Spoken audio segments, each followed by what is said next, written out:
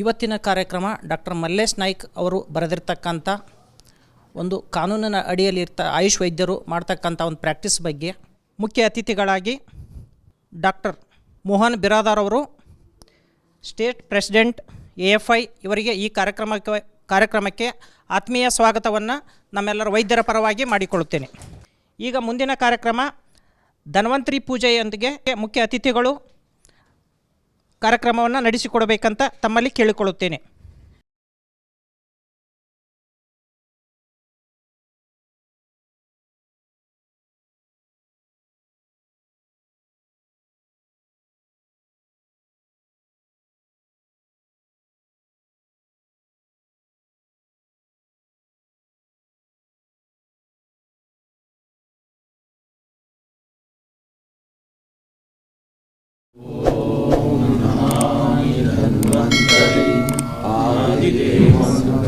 सुरासुरैवन्दितपादपद्मं लोके जरारुभयं मृत्युनाशनं दातारमीशं विनाशनं धन्वन्तरी रमानाथं सर्वरोगनिवारकम् आयुर्वेदप्रवक्कारं वन्दे विश्वदायकं सर्वजनाः सुखिनो भवन्तु सन्तु निरामयम् सर्वे भद्राणि पश्यन्तु मा कश्चित् दुःखभाग् भवेत्.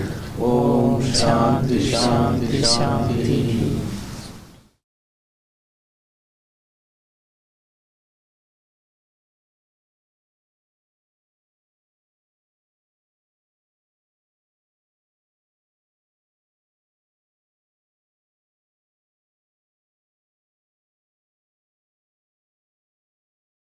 ಡಾಕ್ಟರ್ ಮಲ್ಲೇಶ್ ನಾಯ್ಕ್ ಅವರು ದಾವಣಗೆರೆ ಜಿಲ್ಲೆ ಚನ್ನಗಿರಿ ಸ್ಥಳದಲ್ಲಿ ಪ್ರಾಥಮಿಕ ಮತ್ತು ಹೈಸ್ಕೂಲ್ ಶಿಕ್ಷಣ ಮಾಡಿದರು.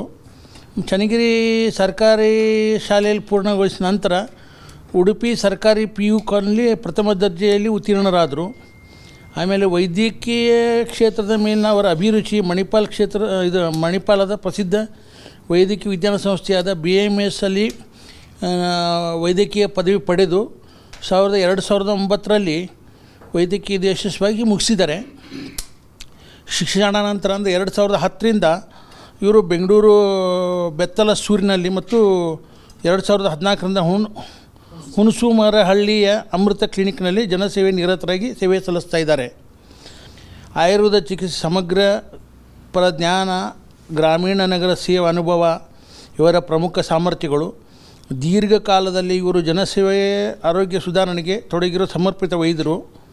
ಇದ್ರ ಬಗ್ಗೆ ಇದ್ರ ಬಗ್ಗೆ ನಾವು ಹೇಳಬೇಕು ಅಂದರೆ ಇವರು ನಮ್ಮ AFI ಒಬ್ಬ ಶಿಸ್ತಿನ ಸಿಪಾಯಿ ಅಂತ ಹೇಳಬೇಕಾಗತ್ತೆ. ನಮ್ದು ಯಾವುದೇ ಒಂದು AFI ಇದ್ದರೂ ಅದ್ರ ಬಗ್ಗೆ ತಮ್ಮ ಈಗೆಲ್ಲ ನಾನು ನೋಡಿದಂಗೆ ನಮ್ಮದು CCM ಎಲೆಕ್ಷನ್ ಟೈಮಲ್ಲೂ ಅಷ್ಟೇ ಆಯಿತು, ತಮ್ಮ ಅಮೂಲ್ಯ ಕೊಡುಗೆ ನೀಡಿದ್ದಾರೆ ನಮಗೆ. ನಮ್ಗೆ ಗೊತ್ತಿದ್ದು ನನಗೆ ಇವ್ರ ಬಗ್ಗೆ.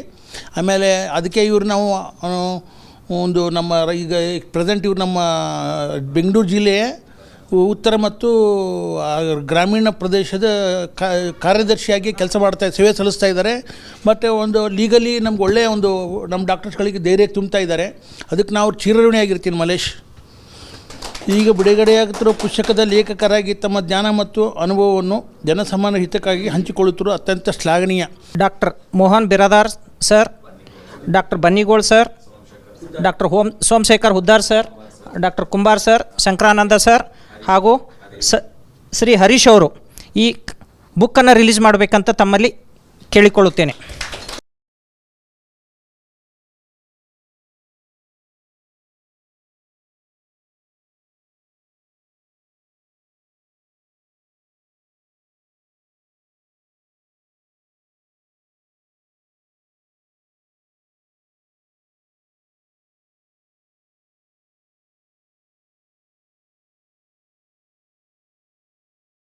ಈ ಪುಸ್ತಕವನ್ನು ಸಿದ್ಧಪಡಿಸಲು ಮುಖ್ಯ ಕಾರಣ ನಮ್ಮ ರಾಜ್ಯ ನಾಯಕರುಗಳು ಅವರ ನಿರ್ದೇಶನದ ಮೇರೆಗೆ ನಮ್ಮ ಆಯುಷ್ ವೈದ್ಯರಿಗೆ ಒಂದು ಲೀಗಲ್ ಅವೇರ್ನೆಸ್ ಬರಬೇಕು, ನಮ್ಮ ಪದ್ಧತಿ ಮತ್ತು ನಮ್ಮ ವ್ಯಾಸಂಗ ಮತ್ತು ವಿದ್ಯಾಭ್ಯಾಸ ಇವುಗಳ ಬಗ್ಗೆ ಮತ್ತು ಬೇರೆ ಬೇರೆ ಆ್ಯಕ್ಟ್ಸ್ ಮತ್ತು ಗಜೆಟ್ಗಳಲ್ಲಿ ಯಾವ ಥರ ನಮಗೆ ರೈಟ್ಸ್ ಆ್ಯಂಡ್ ಪ್ರಿವಿಲೇಜಸ್ ಇದೆ ಅನ್ನೋದನ್ನು ಒಂದು ಎಲ್ಲರಿಗೂ ಒಂದು ಅರಿವು ಬರಬೇಕು ಅನ್ನೋ ಒಂದು ಕಾರಣಕ್ಕೋಸ್ಕರ ನಾನು ಪುಸ್ತಕವನ್ನು ಮಾಡಿದ್ದೇನೆ.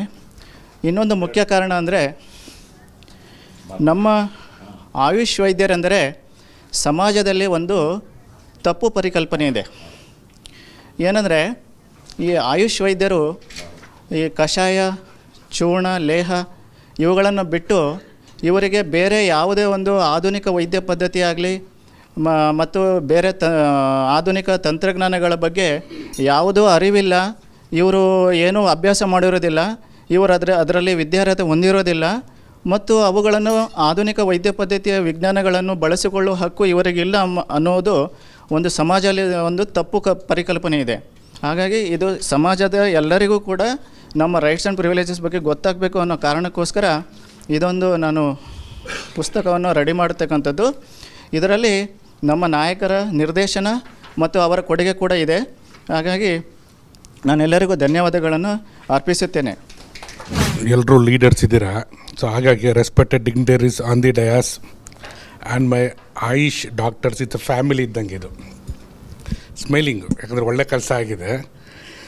ನಾಲೆಡ್ಜ್ ಈಸ್ ಪವರ್ ಅಂತ ಹೇಳ್ತೀವಿ ನಾವು ಅಲ್ವಾ. ಇದು ನಾಲೆಡ್ಜ್ ಇತ್ತು ಅಂದರೆ ನಿಮ್ಗೆ ಆಟೋಮೆಟಿಕಾಗಿ ಪವರ್ ಇರುತ್ತೆ. ಇವತ್ತು ಏನು ನಮ್ಮ ಡಾಕ್ಟರ್ ಮಲ್ಲೇಶ್ ನಾಯ್ಕ್ ಮಾಡಿದ್ರು, ಒಂದು ಜೋರ ಚಪ್ಪಾಳೆ ಅವ್ರಿಗೆ.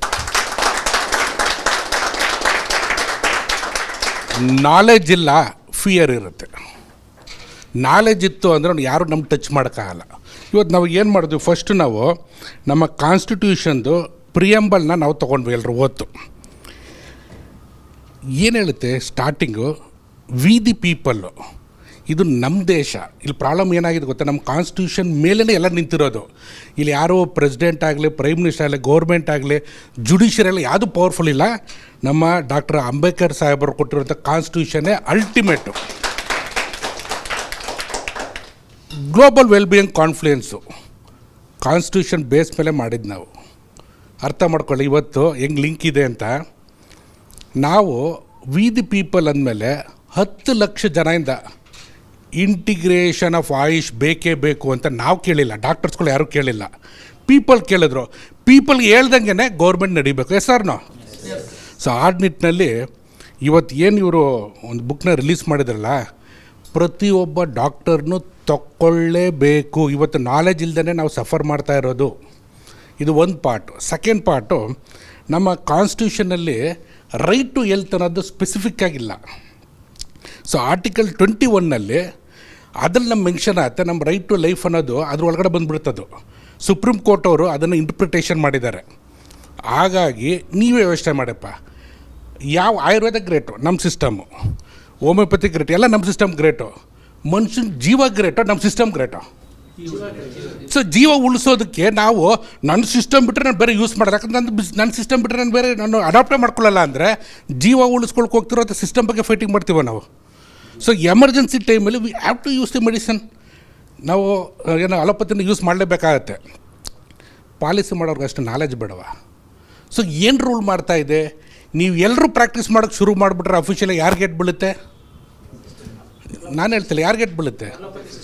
ಸೊ ಇಲ್ಲಿ ಸರ್ಕಾರ ಯಾರಿಗೋಸ್ಕರ ಇರೋದು? ವಿ ದಿ ಪೀಪಲ್ ಅಂದರೆ ಜನಕ್ಕೋಸ್ಕರ ಇರಬೇಕಾಗಿರುವಂಥ ಸರ್ಕಾರ ಇವತ್ತು ಏನು ನಡೀತಿದೆ?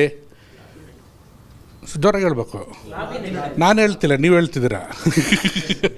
ಈ ವಾಯ್ಸ್ ರೈಸ್ ಮಾಡದೇ ಇರೋದೇ ಸಮಸ್ಯೆ ಆಗಿರೋದು. ನಾನು ಪ್ರತಿ ಸಲ ಬನ್ನಿಗೋಳ್ ಸರ್ ಅವರ ಇವತ್ತು ಕಾಲೇಜ್ಗೆ ಹೋಗಿದ್ದೆ, ನಮ್ಮ ಅಧ್ಯಕ್ಷರು ಅವರ ಪ್ಲೇಸ್ಗೂ ಹೋಗಿದ್ದೆ, ಬಾಲ್ಕೋಟ್ಗೆ. ಪದೇ ಪದೇ ರಿಪೀಟ್ ಮಾಡ್ತಿದ್ದೀವಿ, ನಾವು ಯುನೈಟೆಡ್ ಆಗಬೇಕು ಅಂತ. ನೋಡಿ, ಇಂಥ ಸಂದರ್ಭ ಬಂದಾಗ ಮಾತ್ರ ನಾವು ಯುನೈಟೆಡ್ ಆಗ್ತೀವಿ. ಕಷ್ಟ ಬಂದಾಗ ರಾಯಚೂರಲ್ಲಿ ಯಾರೋ ಬಂದಿದ್ದಾರೆ, ರಾಯಚೂರಲ್ಲಿ ಒಂದು ಘಟನೆ ಆಯಿತು, ಅವಾಗ ಯುನೈಟೆಡ್ ಆದರೆ. ಘಟನೆ ಆಗೋವರೆಗೂ ಯಾಕೆ ನಾವು ಸುಮ್ಮನಿದ್ದೀವಿ? ನಮ್ಮನ್ನು ಟಚ್ ಮಾಡೋ ಮುಂಚೆ ಎವ್ರಿ ಟೈಮ್ ಹೇಳ್ತಾ ಇರ್ತೀವಿ, 1000 ಸಲ ಯೋಚನೆ ಮಾಡಬೇಕು.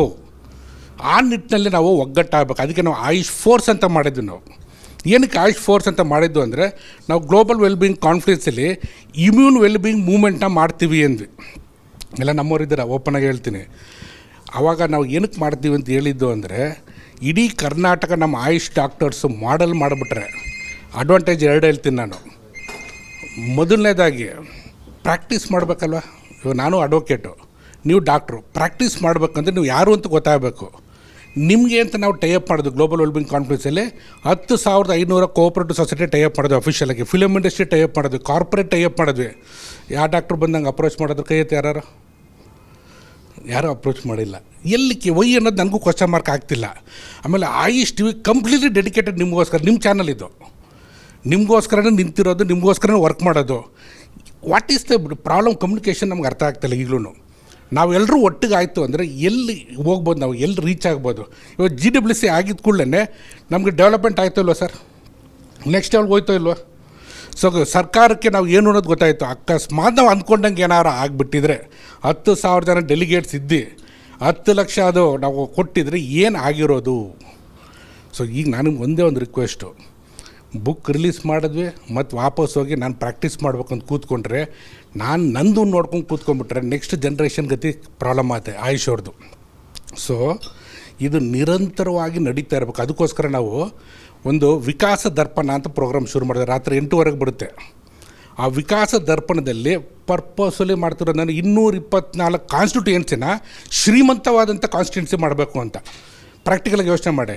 ಶ್ರೀಮಂತವಾಗಿ ಮಾಡಬೇಕು ಅಂದರೆ ನಾವೇನು ಮಾಡ್ತೀವಿ ಸರ್? ಇವಾಗ ಇವ್ರದ್ದೊಂದು ಕಾಲೇಜ್ ಐತೆ, ನಾನೊಂದು ಕಾಲೇಜ್ ಓಪನ್ ಮಾಡ್ತೀನಿ ಅಲ್ಲೇ. ನಾವು ಕಿತ್ತಾಡ್ತಿದ್ರೆ ಹಿಂದೆ ರಾಜ್ಯನೂ ಹಂಗೆ ಆಡ್ತಿದ್ರು, ಅಕ್ಕಪಕ್ಕದ ರಾಜ್ಯಗಳ ಕಿತ್ತಾಡ್ತಾಯಿದ್ರು. ಇದು ಪ್ರಾಬ್ಲಮ್ ಆಗಿರೋದು. ಬೇರೆ ದೇಶದವ್ರು ಏನು ಮಾಡಿದ್ರು, ಅವ್ರ ದೇಶಕ್ಕೆ ಏನು ಮಾಡ್ತಿದ್ದಿಲ್ಲ, ನಮ್ಮ ದೇಶ ಬಂದು ಲೂಟಿ ಮಾಡ್ಕೊಂಡು ಹೋದರು. ಈಗ ಟೆಕ್ನಾಲಜಿ ಇದೆ, ಆಯುರ್ವೇದ ಅನ್ನೋದು ನಮ್ಮ ದೇಶದ್ದು, ನಮ್ಮ ಸಿಸ್ಟಮ್. ಆಮೇಲೆ ಯೋಗ ಮೈಸೂರದು ರೂಟ್ ಬಂದಿರೋದು ಮೈಸೂರಿಂದ ಇದೆ, ಸ್ಟ್ರಾಂಗ್ ಆಗಿದ್ದೀವಿ ನಾವು. ಆ ನಿಟ್ಟಿನಲ್ಲಿ 195 ಕಂಟ್ರಿ ನಮ್ಮ ವರ್ಲ್ಡಲ್ಲಿದೆ.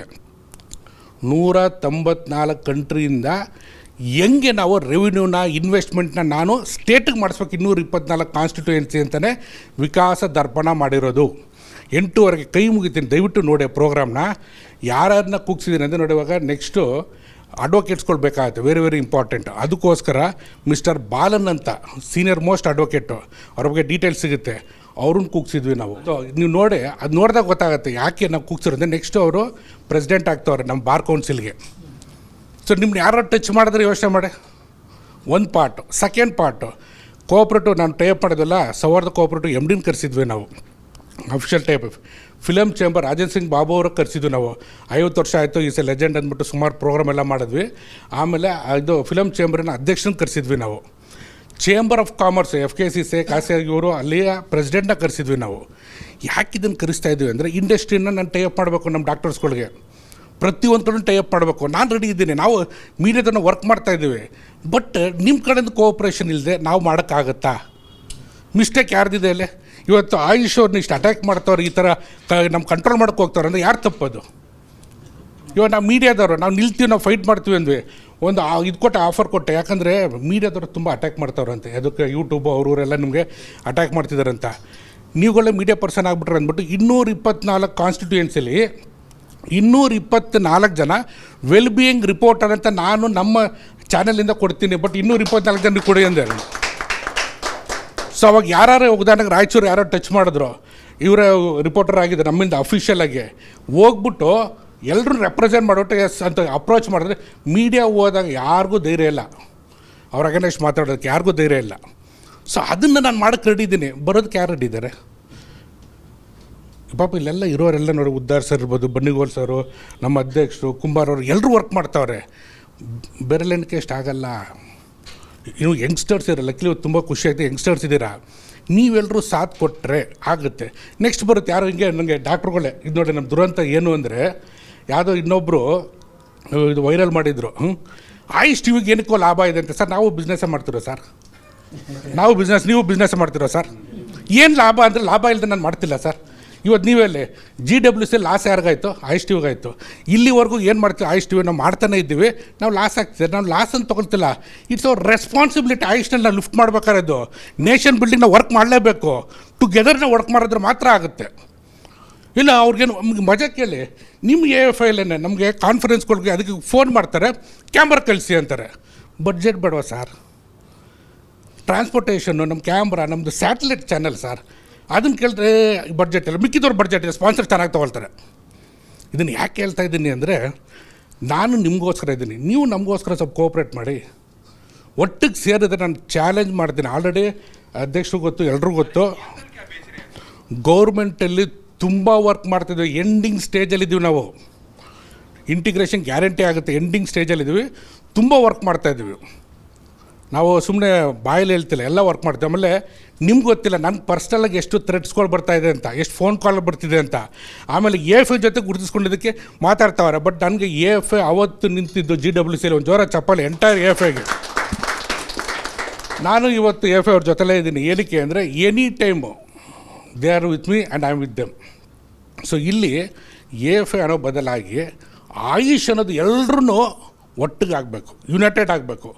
ಯುನೈಟೆಡ್ ಆಯಿತು ಅಂದರೆ ನಾನು 100% ಬರ್ಕೊಡ್ತೀನಿ. ಯಾರು ಟಚ್ ಮಾಡಲ್ಲ, ಯಾವ ಗೌರ್ಮೆಂಟ್ಗೂ ಧೈರ್ಯ ಇಲ್ಲ. ಎಲ್ಲಿವರೆಗೂ ನಾವು ಒಂದಾಗಲ್ವೋ ಅಲ್ಲೇ ಪ್ರಾಬ್ಲಮ್ಮು. ನಮ್ಮಲ್ಲಿ ಒಗ್ಗಟ್ಟಿದ್ದೆ, ನೀವು ಹೇಳಿ, ಇದು ಇಲ್ವಾ? ಒಗ್ಗಟ್ಟಿಲ್ಲ.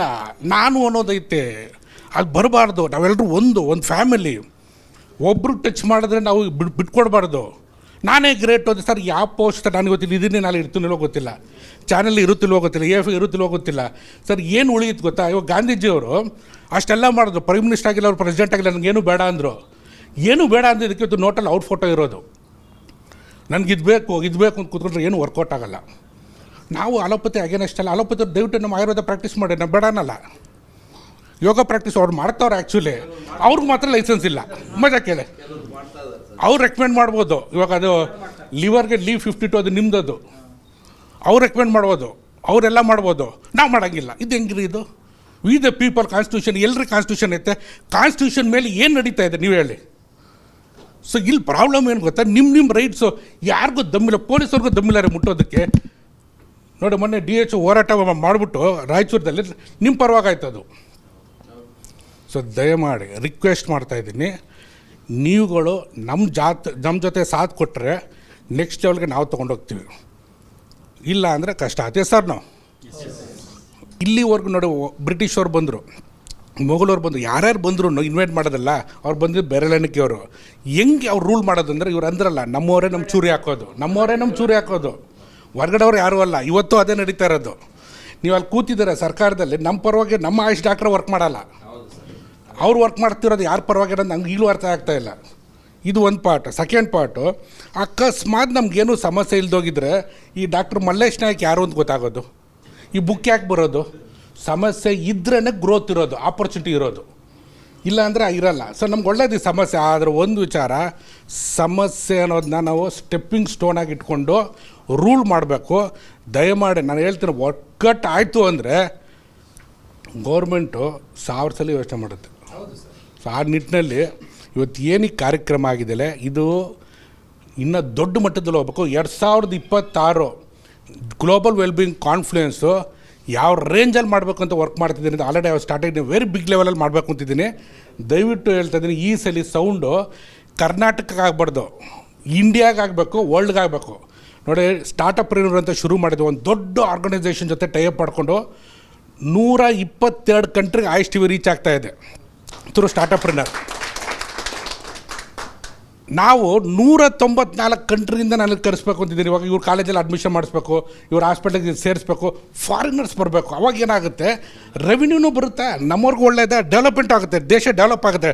ನಮ್ಮ ಡಾಲರ್ಸು ಪೌಂಡ್ಸಲ್ಲಿ ಬರಬೇಕು for the development of the nation. ನಮ್ಮ ಹತ್ರ ನಾವು ಇಂಡಿಯಾ ಇಸ್ ಗ್ಲೋಬಲ್ ಲೀಡ್ರ್.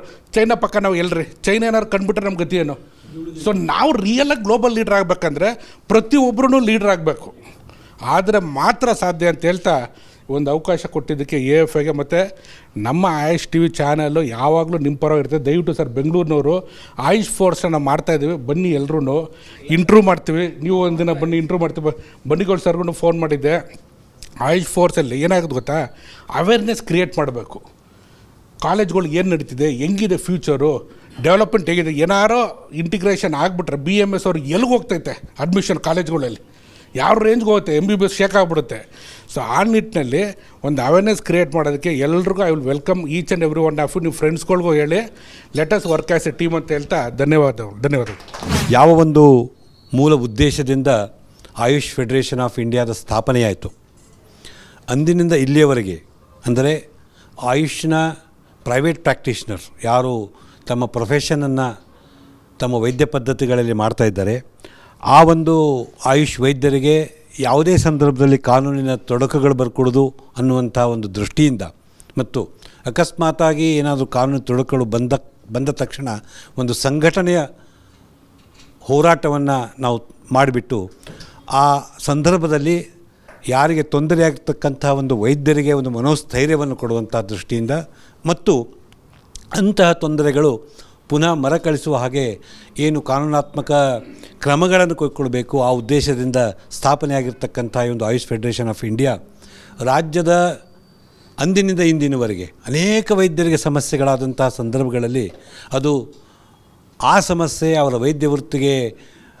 ಕಂಟಕವಾಗಬಾರ್ದು ಅಂತ ದೃಷ್ಟಿಯಿಂದ ಎಲ್ಲ ಪದಾಧಿಕಾರಿಗಳು ಪ್ರಾರಂಭದಿಂದ ಈ ಆಯುಷ್ ಫೆಡರೇಷನ್ ಆಫ್ ಇಂಡಿಯಾ ಸ್ಥಾಪನೆಯಾಗಿದ್ದ ಇಲ್ಲಿಯವರೆಗೆ ಏನು ಪದಾಧಿಕಾರಿಗಳಿದ್ದಾರೆ ಅವರು ನಿರಂತರವಾಗಿ 24/7 ಯಾವುದೇ ಸಮಸ್ಯೆ ಬಂದಾಗ ಆ ಸಮಸ್ಯೆಗಳನ್ನು ಪರಿಹರಿಸ್ತಾ ಬಂದಿದ್ದಾರೆ. ಕಳೆದ 2 ವರ್ಷಗಳಿಂದ ಆಯುಷ್ ಫೆಡರೇಷನ್ ಆಫ್ ಇಂಡಿಯಾಗೆ ಒಂದು ಬಲ ಬಂದಿದೆ.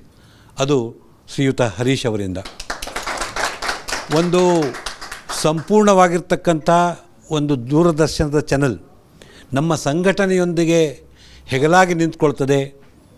ಕೇವಲ ಆಯುಷ್ ಪದ್ಧತಿಯ ಉನ್ನತೀಕರಣಕ್ಕಷ್ಟೇ ಇಲ್ಲದೆ ಆಯುಷ್ ಪದ್ಧತಿಯಲ್ಲಿ ಏನು ವೈದ್ಯರು ತಮ್ಮ ಚಿಕಿತ್ಸೆ ವಿಧಾನಗಳನ್ನು ಮಾಡ್ತಾ ಇದ್ದಾರೆ ಅವರ ಇರ್ತಕ್ಕಂಥ ತೊಂದರೆಗಳನ್ನು ನಿವಾರಣೆ ಸಲುವಾಗಿ ನಮಗಿಂತಲೂ ಹೆಚ್ಚಿನ ಕಳಕಳಿಯಿಂದ ಅವರು ಅನೇಕ ಕಾರ್ಯಕ್ರಮಗಳನ್ನು ಹಾಕ್ಕೊಂಡು ಬಂದಿದ್ದಾರೆ.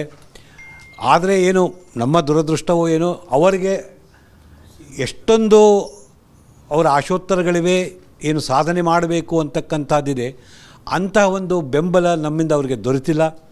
ಇಂದಿಗೂ ಕೂಡ ನೋಡಿ, ಒಂದು ನಮ್ಮ ಭಾರತದ ರಾಷ್ಟ್ರದ ಆಡಳಿತ 4 ಆಧಾರ ಸ್ತಂಭಗಳ ಮೇಲಿತ್ತು. ಅದೊಂದು ಮುಖ್ಯವಾಗಿರ್ತಕ್ಕಂಥ ಒಂದು ಆಧಾರ ಸ್ತಂಭ ಪತ್ರಿಕೋದ್ಯಮ ಅಥವಾ ದೂರದರ್ಶನ ಪತ್ರಿಕೋದ್ಯಮ. ನ್ಯಾಯಾಂಗ ಇರ್ಬೋದು, ಕಾರ್ಯಾಂಗ ಇರ್ಬೋದು, ಶಾಸಕಾಂಗ ಇರ್ಬೋದು. ಆದರೆ ಈ ಮೂರನ್ನೂ ನಡಗಿಸುವಂತಹ ಒಂದು ಶಕ್ತಿ ಇರೋದು ಪತ್ರಿಕೋದ್ಯಮಕ್ಕೆ, ಆ ದೂರದರ್ಶನಕ್ಕೆ, ಮಾಧ್ಯಮಕ್ಕೆ ಅನ್ನತಕ್ಕಂಥದ್ದನ್ನು ಅವ್ರು ಹೇಳಿದ್ದಾರೆ. ಅದು 100% ಅದು ಕರೆಕ್ಟ್ ಇದೆ. ಆದ್ದರಿಂದ ನಮ್ಮ ಈಗ ಪ್ರತಿ ಸಂದರ್ಭದಲ್ಲಿ ಅವ್ರು ನಾವು ಮಾತಾಡಿದಾಗ ಅವ್ರದ್ದು ಒಂದೇ ಒಂದು ಕಳಕಳಿ, ನೀವು ನಮ್ಮೊಡನೆ ಬನ್ನಿ, ಒಂದು ಹೋರಾಟದ ಸ್ವರೂಪವನ್ನು ಕೊಡೋಣ, ನಮ್ಮ ದೂರದರ್ಶನದ ಮಾಧ್ಯಮದ ಮೂಲಕವಾಗಿ ಜನರಲ್ಲಿ ಆಯುರ್ವೇದ ಬಗ್ಗೆ ಜಾಗೃತಿಯನ್ನು ಮೂಡಿಸೋಣ. ಇವತ್ತು ಇದೊಂದು ವಿಶೇಷವಾದಂಥ ಒಂದು ಸಭೆ ಅಥವಾ ಸಮಾರಂಭ. ಯಾಕಂದರೆ ನಮ್ಮ ಆಯುಷ್ ವೈದ್ಯರಿಗೆ ನಮ್ಮದೇ ಆದಂಥ ಒಂದು ವೃತ್ತಿಪರ ವೇದಿಕೆ ಇದ್ದಿದ್ದಿಲ್ಲ. ಆ ವೇದಿಕೆಯನ್ನು ಒದಗಿಸುವಂಥ ಕೆಲಸ ಮಾಡಬೇಕನ್ನುವಂಥ ಉದ್ದೇಶದಿಂದ ಮತ್ತು ಆ ವೇದಿಕೆ ಮುಖಾಂತರ ನಮ್ಮ ಆಯುಷ್ ವೈದ್ಯರು ಏನು ಒಂದು ತೊಂದರೆಗಳನ್ನು ಎದುರಿಸ್ತಾ ಇದ್ದಾರೆ ಅದಕ್ಕೆ ಪರಿಹಾರ ಕೊಡುವಂಥ ದೃಷ್ಟಿಯಿಂದ ನಮ್ಮ ಸಂಘಟನೆ ಮುಖಾಂತರ ಪ್ರಯತ್ನವನ್ನು ನಿರಂತರ ನಾವು ಮಾಡ್ತಾ ಬಂದಿದ್ದೀವಿ. ಅದರಲ್ಲಿ ಬಹಳಷ್ಟು ಯಾಕೆ ಈಗ ಬಂದಂಥ ಎಲ್ಲ ತೊಂದರೆಗಳನ್ನು AFI ಅಗದಿ ಸಮರ್ಪಕವಾಗಿ ಅದು ಎದುರಿಸಿ ಅವರಿಗೆ ಪರಿಹಾರ ಕೊಟ್ಟಿದೆ ಅಂತ ತಿಳ್ಕೊಂಡು ನಾನು ಹೇಳಲಿಕ್ಕೆ ಭಾಳ ಹೆಮ್ಮೆ ಅನ್ನಿಸ್ತದೆ. ಇದು ಸಾಧ್ಯ ಆದದ್ದು ಯಾಕಂದರೆ ನಮ್ಮ ಸಂಘಟನೆ ಮೇಲೆ ತಾವೆಲ್ಲರೂ ಇಟ್ಟಂಥ ವಿಶ್ವಾಸ. ಏನಾದರೂ ತೊಂದರೆ ಆದರೆ AFI ಇದೆಯಪ್ಪ ಅನ್ನುವಂಥ ಒಂದು ಭಾವನೆ ನಮ್ಮ ಎಲ್ಲ ಆಯುಷ್ ವೈದ್ಯರಿಗೆ ಕೊಡುವಂಥ ಪ್ರಯತ್ನ ನಾವು ಮಾಡಿದ್ದೀವಿ. ಯಾಕಂದರೆ ನಮಗೆ ಮೊದಲು ಯಾರೂ ಇದ್ದಿದ್ದಿಲ್ಲ, ಅನಾಥರು ಇದ್ದಂಗೆ ಇರ್ತಿದ್ವಿ ನಾವು. ಯಾಕೆ ನಮ್ಮದೇ ಆದಂಥ ವೃತ್ತಿಪರ ಸಂಘಟನೆ ಇದ್ದಿದ್ದಿಲ್ಲ, ಅದಕ್ಕೊಂದು ವೇದಿಕೆ ಇದ್ದಿದ್ದಿಲ್ಲ, ಒಂದು ಸುಖ ದುಃಖ ಹಂಚಿಕೊಳ್ಳುವಂಥ ಒಂದು ಸಂದರ್ಭ ಇದ್ದರೂ ಸಹಿತ ಹೇಳ್ಕೊಳ್ಳುವಂಗೆ ಯಾರೂ ನಮ್ಮ ಜೊತೆಯಲ್ಲಿ ಇರ್ತಿದ್ದಿಲ್ಲ. ಎರ್ಕೊಳ್ಳೋರು ತೆಳಗೆ ಜಳಕ ಮಾಡ್ಬೋದು, ಯಾಕಂದ್ರೆ ಎರ್ಕೊಳ್ಳೋ ನೀರು ಭಾಳ ಇರ್ತೈತೆ. ನಮ್ಮ ಪರಿಸ್ಥಿತಿ ಹೆಂಗಿತ್ತು ಅಂದ್ರೆ ಜಳಕ ಮಾಡೋರ ತೆಳಕ್ಕೆ ನಾವು ಎರ್ಕೊಂಡಟ್ಟು ಸಂಭ್ರಮ ಪಡ್ತಿದ್ವಿ. ಅದು ಭಾಳಷ್ಟು ಹ್ಯುಮಿಲೇಷನ್ ಈಗಿನ ಜನ್ರೇಷನ್ಗೆ ಆಗಿರಲಿಕ್ಕಿಲ್ಲ, ನಮಗೆಲ್ಲ ಆಗಿದೆ. ಆವಾಗಲೇ ನಾವು ವಿಚಾರ ಮಾಡಿದ್ದು ನಮ್ಮದೇ ಆದಂಥ ಒಂದು ಸಂಘಟನೆ ಇರಬೇಕು, ನಮ್ಮದೇ ಆದಂಥ ಒಂದು ವೇದಿಕೆ ಇರಬೇಕು. ಆ ವೇದಿಕೆಯಲ್ಲಿ ನಮ್ಮೆಲ್ಲರಿಗೂ ವೃತ್ತಿಪರ ಆಯುಷ್ ವೈದ್ಯರಿಗೆ ಒಂದು ಗೌರವಯುತವಾದ ಸ್ಥಾನ ಸಮಾಜದಲ್ಲಿ ಸಿಗಬೇಕು, ಸರ್ಕಾರ ಮಟ್ಟದಲ್ಲಿ ಸಿಗಬೇಕು, ಪ್ರತಿಯೊಂದರಲ್ಲಿ ಸಿಗಬೇಕನ್ನುವಂಥದ್ದು ಒಂದು ಉದ್ದೇಶ ನಮ್ಮದಿತ್ತು. ಯಾಕಂದ್ರೆ we have experience that humiliation.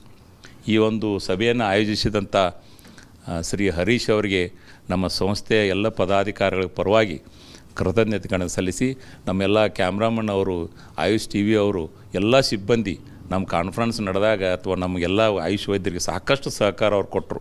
ಎಲ್ಲ ಕಡೆ ಬಂದು ರಿಕಾರ್ಡಿಂಗ್ ಮಾಡಿಕೊಂಡ್ರು, ಇಡೀ ರಾಜ್ಯ ತುಂಬ ಅಡ್ಡಾಡಿ ಎಲ್ಲರದ್ದು ಇಂಟರ್ವ್ಯೂ ತೊಗೊಂಡ್ರು. ಯಾಕೆ ಮಾಡಿದ್ರು ಅವರು? ಆಯುಷ್ ಟಿ ವಿ ಅಂದರೆ ಆಯುಷ್ ವೈದ್ಯರಿಗೆ ಸಂಬಂಧಪಟ್ಟದ್ದು, ಇದು ಬೆಳಿಬೇಕು, ಇದ್ರ ಜೊತೆಲೇ ನಾವು ಬೆಳಿಬೇಕು ಅನ್ನುವಂಥದ್ದು. ಡಾಕ್ಟರ್ ಮಲ್ಲೇಶ್ ನಾಯ್ಕ್ ಅವರಿಗೆ AFI ರಾಜ್ಯದ ವತಿಯಿಂದ ಹೃತ್ಪೂರ್ವಕ ಅಭಿನಂದನೆಗಳನ್ನು ಸಲ್ಲಿಸ್ತಾ ಇದ್ದೇನೆ.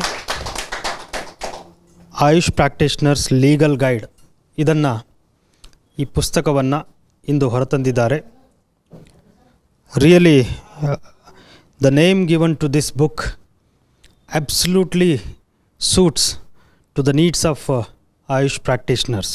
ಎಲ್ಲ ಮಾಹಿತಿಗಳನ್ನು ಬೇರೆ ಬೇರೆ ರಾಜ್ಯದಲ್ಲಿ ಮತ್ತು ನಮಗಿರ್ತಕ್ಕಂಥ ಪ್ರಾವಿಷನ್ಗಳನ್ನು ಹಿರಿಯರಾದ doctor Bannigol sir, doctor Biradar sir, doctor Magdum ಅವರು, ಡಾಕ್ಟರ್ ಮಹಾವೀರ್ ಇವರೆಲ್ಲರ ಒಂದು ನೆರವಿನಿಂದ, ಅವರ ಒಂದು ಮಾರ್ಗದರ್ಶನದಿಂದ ಆ ಎಲ್ಲ ಮಾಹಿತಿಯನ್ನು ನಾನು, ಡಾಕ್ಟರ್ ಶೂರ್ಪಾಲಿ ಅವರು, ಡಾಕ್ಟರ್ ಪ್ರಾಣೇಶು, ಡಾಕ್ಟರ್ ಸಂತೋಷು, ಇನ್ನೂ ಹಲವಾರು ಜನ ಸೇರಿಬಿಟ್ಟು ಆ ಮಾಹಿತಿಯನ್ನು ಸಂಗ್ರಹಿಸಿ ಸರ್ಕಾರದ ಲೆವೆಲ್ನಲ್ಲಿ ಒಂದು ನಮ್ಮ ಆಯುಷ್ ವೈದ್ಯರಿಗಿರ್ತಕ್ಕಂಥ ಪ್ರಿವಿಲೇಜಸನ್ನು ಹೋರಾಟಕ್ಕಾಗಿ ನಾವು ಬಳಸ್ಕೊಂಡ್ವಿ. ಅದರ ಮುಂದುವರೆದ ಭಾಗವಾಗಿ ಮಲ್ಲೇಶ್ ಅವರು ಒಂದು ಹಗಲಿರುಳು ಆ ಎಲ್ಲ ಆ್ಯಕ್ಟ್ಗಳನ್ನು ಮತ್ತು ಆ ಸಂಬಂಧಿತ ವಿಷಯಗಳನ್ನು ಕ್ರೋಢೀಕರಿಸುವುದಲ್ಲದೆ ಅವುಗಳನ್ನು ಅಭ್ಯಸಿಸಿ ಮತ್ತು ಅವನ್ನು ಯಾವ ಥರ ಪ್ರಸ್ತುತಪಡಿಸಬೇಕು ಅನ್ನುವುದನ್ನು ಕೂಲಂಕಷವಾಗಿ ನೋಡಿ ಆ ಒಂದು ಪುಸ್ತಕವನ್ನು ಹೊರತಂದಿದ್ದಾರೆ. ಇದು really it will be definitely a legal guide to all Ayush practitioners. I wish all the best to author Dr. Mallesh Naik.